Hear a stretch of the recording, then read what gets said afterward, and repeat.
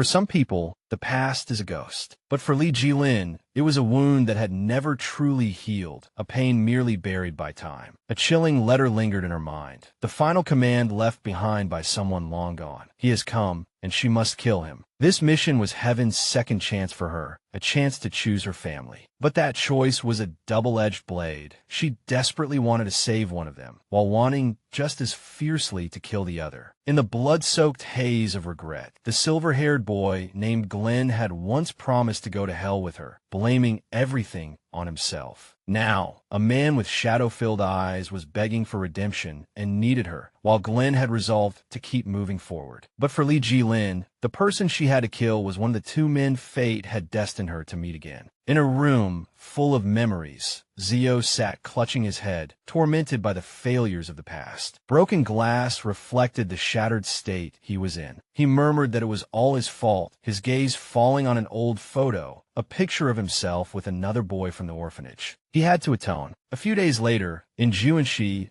Jilin, now a ballet dancer, stood in the rain smoking before an important performance of Swan Lake. She read that same ominous letter again. This time, it was addressed to her, ordering her to kill him because he had come looking for her. Her friend broke in with a laugh, asking if she was reading a love letter, then snatched it away. Jilin only said flatly that it was just a prank. Her friend, completely oblivious, excitedly started gushing about a handsome and funny male streamer she had become obsessed with. But the moment Jilin looked at the screen, her composure collapsed. It was him. That face from the past stared straight at her, instantly unleashing a storm of emotion. Outside the theater, her friend Aizhao asked her for a cigarette. Jilin suddenly announced that she was going back to Shanghai for a relative's funeral and had already told the troupe director. Her friend was stunned and asked how she could give up the role she had worked so hard to win. Jilin looked out at the curtain of rain and said her mother had long since disowned her, so it did not matter. Besides, the one she had truly wanted to become was never the White Swan. 2 days later, in Shanghai, she stood near the cemetery, waiting for a farewell ceremony. She overheard people talking about their successful lives, a world completely different from the shadowed mission hanging over her. She waited quietly before Aunt Chio's grave, her expression unreadable. When another woman suggested leaving, Jilin said they should wait a little longer. A hand reached out through the branches, and she saw Glenn, the silver-haired man from her memories, standing before Zio. Zio's crimson eyes locked onto her, a faint smile on his lips as he confirmed who she was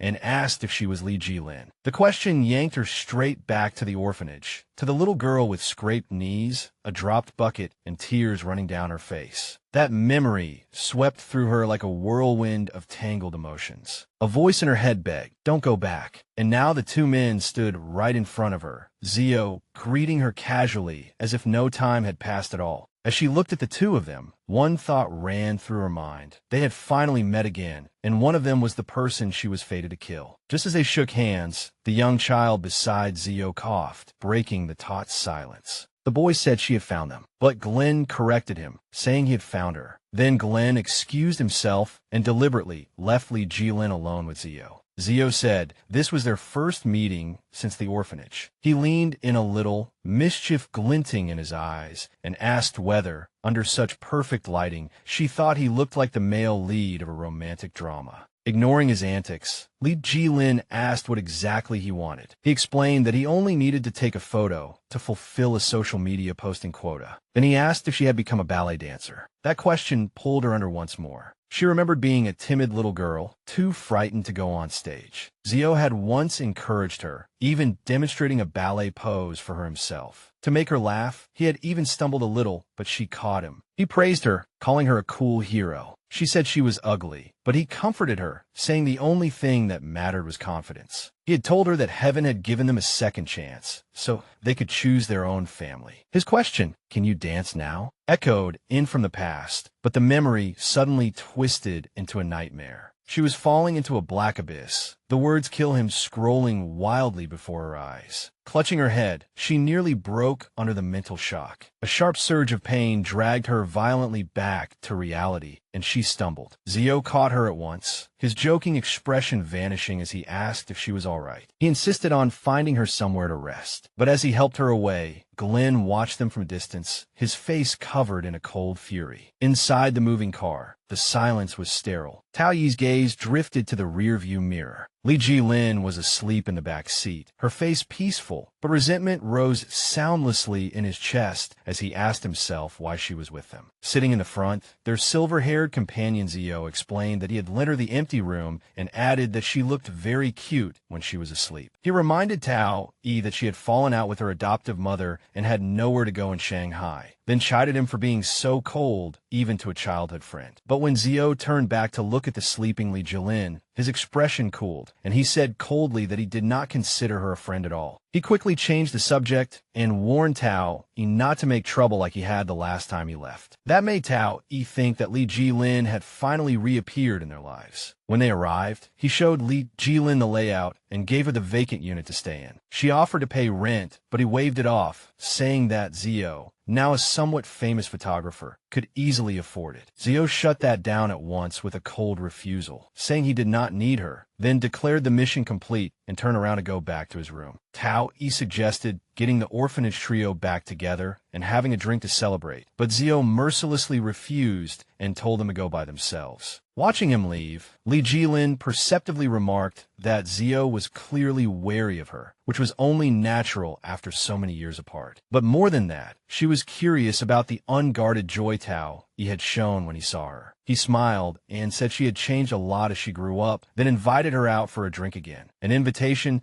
she simply could not refuse. As they headed for the bar, Zio stood alone in a dim room, silently watching it all. At Raccoon Bar, Tao Yi ordered Li Jilin a fruity cocktail, but she insisted on drinking the same thing as him. The bar owner watched Li Jilin deftly pry open a beer bottle with a pair of chopsticks and could not help praising her, complimenting the pretty companion by Tao Yi's side. The teasing suggestion that they looked like a couple instantly made Tao Yi uncomfortable, and a sudden urge to go home surged up in him. Li Jilin noticed his discomfort and joked to reassure him, saying she was only kidding, then got up and went to the restroom. But on the way there, a cold sensation crawled up her spine, a vivid feeling that someone was watching her from outside the window. In the restroom, she splashed water on her face, but the sound of a little girl sobbing in one of the stalls triggered a dark, broken memory, an echo of trauma she had tried desperately to suppress. Leaning against the door, she quietly begged it to stop following her. 20 minutes later, when she returned, she found Tao Yi already badly drunk. And when he slumped over the table, that uneasy sense of being watched struck her again. The cool night wind sobered him a little, and he decided it was time to leave, asking her for a cigarette. She handed him the last one and softly scolded him, saying smoking was bad for his health. Then, boldly, she took the lit cigarette from his lips and brought it to her own, suggesting they share it. After that charged silence, she proposed going to his place for another drink. He nodded quietly, but just as they were heading upstairs, a woman named Lena came screaming toward them, cursing them as a shameless pair. Tao Yi shoved Li Jilin away, but took a vicious slap full across the face himself. Li Jilin calmly touched the cheek that had been struck red. Tao Yi's obsessive ex-girlfriend Lena demanded to know who Li Jilin was and pressed them on when exactly their affair had started. Li Jilin immediately realized that Tao Yi was far more complicated than she had imagined, so she decided to change the way she handled the situation. At her door, she tried to reason with Lena, but the woman simply could not accept the breakup. Only then did Tao Yi realize that the person who had been staring at them in the bar was Lena. As the conflict escalated, he apologized to Li Jilin, saying the night had been completely ruined, and asked her to give him 30 minutes to deal with his ex. Li Jilin refused, simply wished them good night, and shut the door,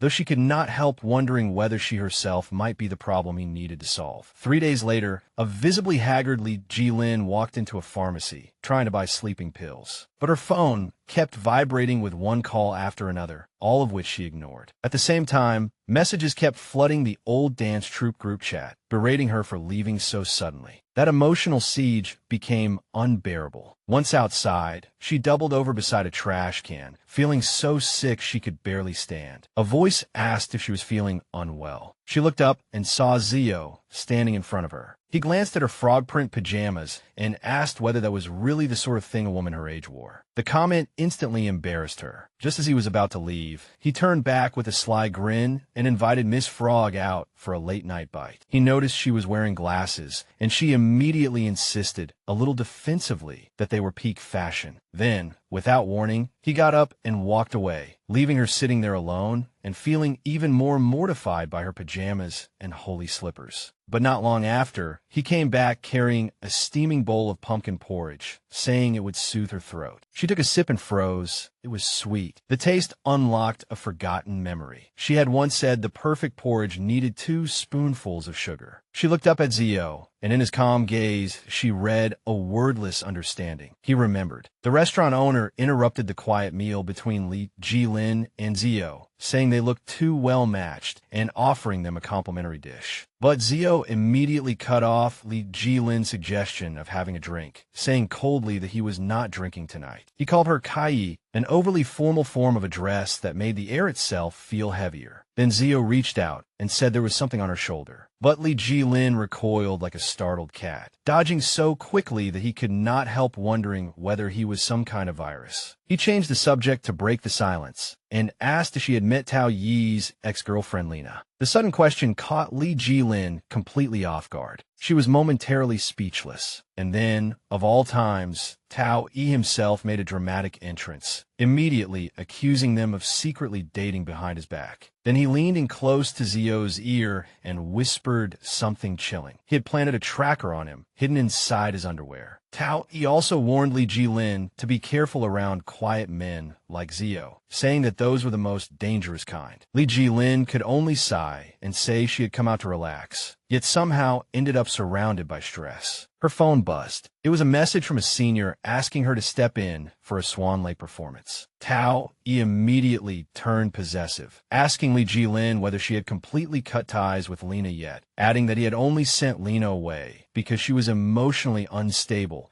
and even shamelessly labeling himself a scumbag. Caught between the overwhelming presence of the two men, Jilin lowered her eyes to her phone and made a decision. She invited both of them to come watch her ballet performance. A week later, backstage, she stood in her swan costume, beautiful as a dream, adjusting her headpiece in front of the mirror. Zio stood nearby with a camera in his hands. Tao Yi curled his lips in a smirk, teasing him about his photographer's instincts. Zio replied blandly that he did not photograph just anyone, the provocation in his words impossible to miss. Jilin came out and handed them the tickets. But in the same instant, both men reached for them, their hands stopping above hers as they both said they would take them. The air crackled with silent hostility, leaving Jilin completely bewildered by the sudden tension. Zio caught Tao Yi's hand and told him to take his own ticket and Lena's, while Jilin's would be handled by him. But Tao Yi shook his hand off. Instead, he gently held Jilin's hand, his low voice cutting through the backstage noise. He confessed that he had imagined countless times what it would look like when she finally achieved her dream, but not once had it compared to seeing her with his own eyes now. She pulled her hand back and said she needed to go prepare, yet his words lingered long after she had left. Later, Tao Yi stopped Zio and said he wanted to talk to him about Jilin. But a dark and bloody memory flashed violently through Zio's mind, a promise to follow someone into hell. He snapped back to himself just as Tao Yi reminded him that the performance had started. In the audience, Tao Yi's girlfriend Lena was texting a friend, complaining that he had actually brought her to a ballet performance. Tao Yi himself looked bored out of his mind. He quietly told Zio to go check on the sulking Lena.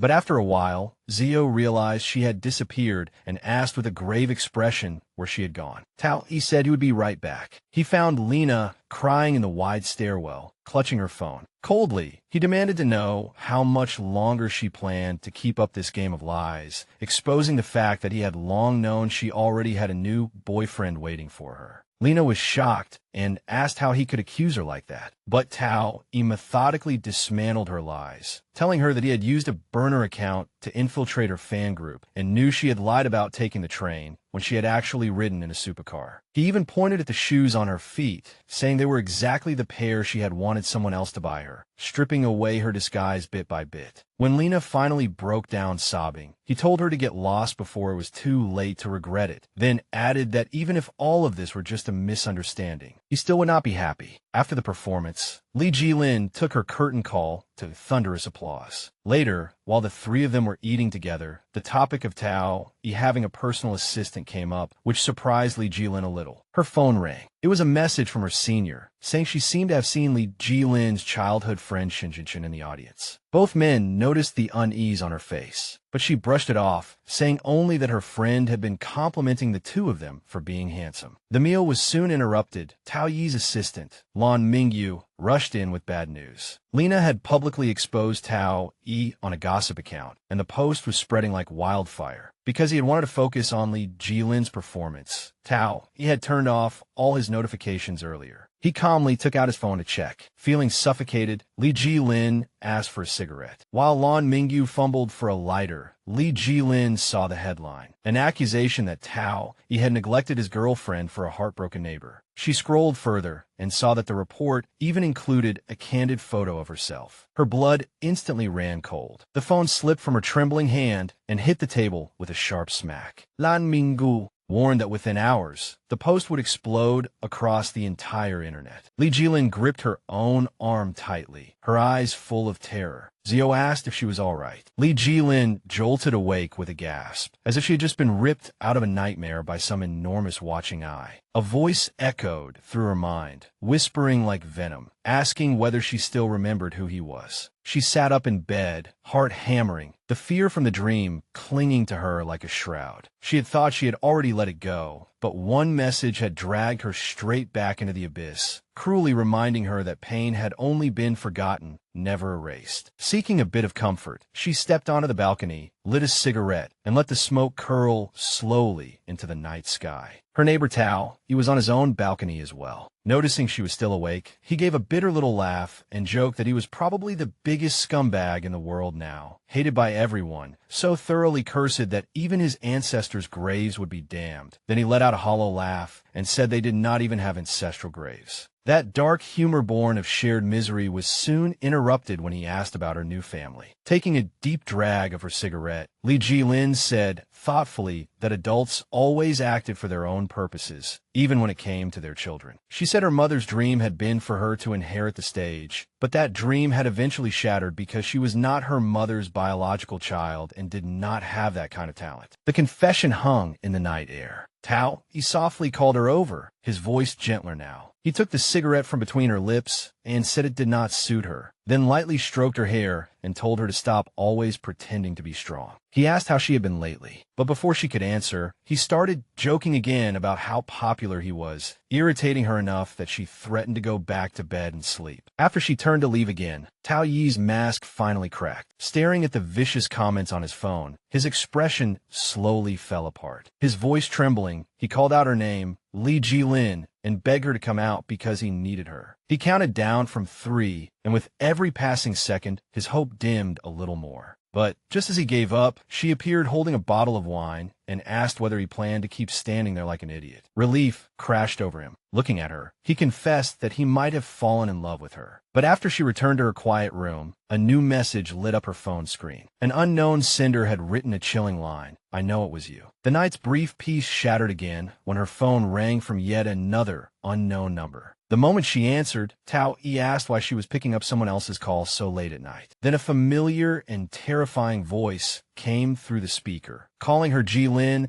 and mocking her for not recognizing her own first love. The bottle slipped from her trembling hand and shattered across the floor. The voice kept pressing on with vicious malice, asking whether she was with that internet celebrity Tao Yi and sneering that he must look a lot like him. Barefoot amid the broken glass, Tao Yi, his anger tightly suppressed, ordered her to hang up the phone at once. Tao, he hung up the phone, told her to put her hand on his shoulder, then swept her up and carried her out of danger. Only then did she realize it was the first time she had truly seen him angry. As he carefully bandaged the wound on her foot, she softly asked why he was so angry. He suddenly slammed his fist down, his voice shaking with rage, as he demanded how she could be so reckless with herself, shouting that she was a dancer and her feet were everything to her. His outburst left her too stunned to speak, and he asked what else she thought he was supposed to do to wake her up before fleeing the room in the middle of the chaos. She thought to herself that the one who needed to clear his head tomorrow was definitely not her. The next day, she found his door shut tight. He was obviously avoiding her on purpose. His silver-haired friend was trying to coax him out, but Tao Yi grabbed the man and begged him not to leave and not to reveal that he was inside. Meanwhile, Jilin was scrolling through the vicious rumors about Tao Yi online. Her anxiety kept rising because she realized she had to stop this wave of cyberbullying before people kept digging and uncovered what had happened in their past. On the third day, she went to see that friend. He told her Tao Yi had only wanted to reunite with his good friend. Jilin did not bother with small talk and directly asked for Lena's number, making it clear that she planned to send her a lawyer's letter. During the call, she coldly told the stunned Lena that this time she would lose completely because they were stray dogs who would fight with everything they had to protect what was theirs. After that, she began preparing for a live stream to clear Tao Yi's name. Then a string of increasingly disturbing texts came in from an unknown number. The sender knew her schedule, her performance route, and had even been inside her dressing room. Then a video was sent, followed by a chilling message. We'll be seeing each other again very soon. Jilin's friend noticed her unease, but she forced her emotions down and said in a steady voice that she was fine and it was time to begin. Zio had also obtained the last missing piece and confirmed with his contact that the transfer records had been received. That meant he now had all the evidence he needed to deal with Lena. On the screen, messages from her current boyfriend exposed her lies. She had publicly claimed to be single while privately receiving hundreds of money transfers. Beside him, Tao, he stared at the screen, but his thoughts were already elsewhere. In a cool tone tinged with mockery, Zio pointed out that Lena was bent on crushing him, while Tao, he was still worrying about his living easel and even urged him not to post the evidence online yet. Just then, a notification sound suddenly shattered the oppressive silence. Zio spoke up and said that Tao Yi's alt account had somehow gone live. It was far earlier than scheduled. Tao Yi first widened his eyes in confusion, but the moment the name Li Jilin flashed across the screen,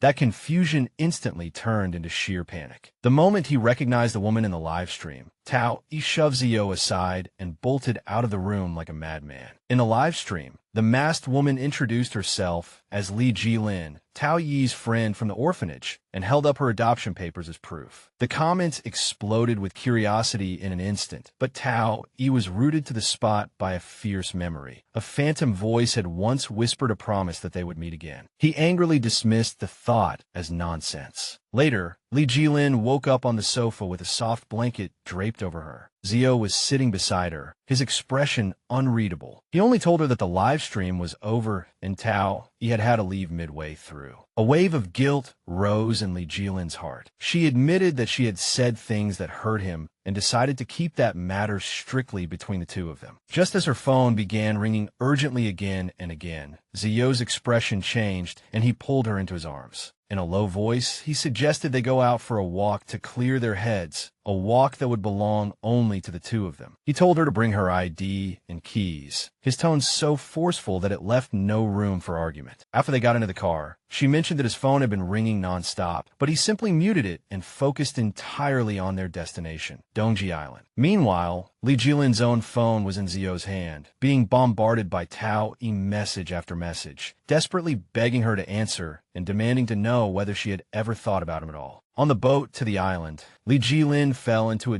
deep sleep in the lower cabin, though it was far from peaceful. In her dreams, a man named Shun Jinshin appeared over and over again. That Shun Jinshin, obsessive enough to want to record her every moment, had once boasted coldly that she would obey his every word. She jolted awake, breathing hard, instinctively recoiling from the hand Zio reached toward her. She blamed her fear on a nightmare. After the boat docked, she realized she had left her phone behind, but Zio calmly took it out, casually scolded her for being careless, and then flatly announced that he would keep it for her for the time being. He took her hand in a firm grip she could not break free from and told her to stay close to him. They arrived on the island, famous as the place to see the first dawn of the new century. Zio suggested they stay to watch the sunrise, and with a teasing edge mocked her for worrying so late about not being able to book a room, making it obvious that tonight he fully intended to spend the night with her. He told her to wait while he went to find a place to stay. When he looked at her, his gaze softened for a rare moment. After an anxious search, he finally found an empty room. But when he returned, she was gone. His heart dropped at once, a chill instantly seizing his whole body. He shouted her name, Jilin, and his voice echoed in the emptiness. He grabbed passers-by in a panic and asked everywhere, but no one had seen her. The fear of being abandoned violently stirred up his childhood memories from the orphanage. When the young Jilin was about to leave, he had begged her not to leave him there alone. The pain of the past nearly crushed him, and he collapsed to the ground in despair. In the end, he finally found her by the water, staring blankly at the pitch-black sea. She admitted that she just wanted to disappear somewhere no one could find her. When she asked him what reason he could possibly give her not to do that, dark and obsessive thoughts surged through his mind at once. They were destined to fall into hell together. But he still forcibly suppressed that darkness and gave her a steady answer, saying that he wanted to watch the sunrise with her, beneath a sky full of stars, in the salty air carried by the sea breeze. Jilin teased Zio and asked if he had been dazzled by her beauty. But that was not what he was focused on at all. Expressionless, he told her that the last boat had already left. As he spoke, he took her hand, a faint smile brushing his lips, and declared that it was already too late for her to run away from his side, even calling her directly by name, Jilin. When they reached the hotel, Jilin panicked immediately because there was only one room left. Zio calmly explained that time had been too tight and being able to get even one room was already lucky. She could not help blushing fiercely, all sorts of suggestive thoughts flashing through her mind, and he saw right through her at once, curling his lips into a smile. She hurriedly denied thinking anything at all, clutching her bag tightly as if using it for a shield. Fortunately, the bathroom door was not made of transparent glass, which at least let her breathe a little easier. She announced that she would shower first, though her heart was pounding wildly in her chest. Once left alone, Zio's calm exterior completely fell apart. He stared at his phone screen, where a massive negative balance of more than 6 million was displayed. He raised a hand to cover his face, full of despair, not even knowing what exactly he was doing anymore. When Jilin came out after showering, she found him standing silently by the window. She sat down on the bed and soon clearly heard the sound of running water from the bathroom. It was his turn to go in and wash up. The sound of the water stopped, the door opened, and Zio came out wearing only a bath towel. He asked if she was done, but there was something strange about his tone, a distance in it that was unsettling. Jilin looked at him with concern. She asked him what was wrong, but he suddenly came closer, pinning her against the headboard, his grip heavy and his body trembling slightly. She begged him not to scare her, while realizing in shock that even his voice was shaking as he asked when it started. She looked utterly confused, not understanding what he meant until he clarified that he was talking about her eyes. A few minutes earlier, he had found a pair of glasses in her bag designed specifically for complete colorblindness. They were the most direct reminder of his condition. He asked her whether, in his eyes, she too had become nothing but a field of gray. His voice was wrapped in pain that had been buried for a very long time. He insisted that she had no need to pity him, because the person who had the most right to hate him had always been her. But his feelings for her, he said softly, had never been pity. After saying that, he pulled her fiercely into his arms and kissed her with desperate heat. Later, when the two of them lay side by side on the bed, she softly asked if they really were just going to sleep like this. Their hands were still intertwined, and her senses seemed infinitely heightened. Even the sound of the waves outside the window did not feel as real as his breathing beside her. She softly called his name, and he answered, telling her he was right there, making it almost impossible for her to tell whether all of this was a dream. She remembered their childhood and asked which memory made him laugh the most. But he deliberately said it was the one about Tao Yi. So she recalled that day when Tao Yi was leaving the orphanage, the first and only time in her life that she broke the rule against running in the hallway. She had only wanted to rush over and say goodbye to him. But when she really saw him, her mind went blank. The words of blessing she should have said never came out. Instead,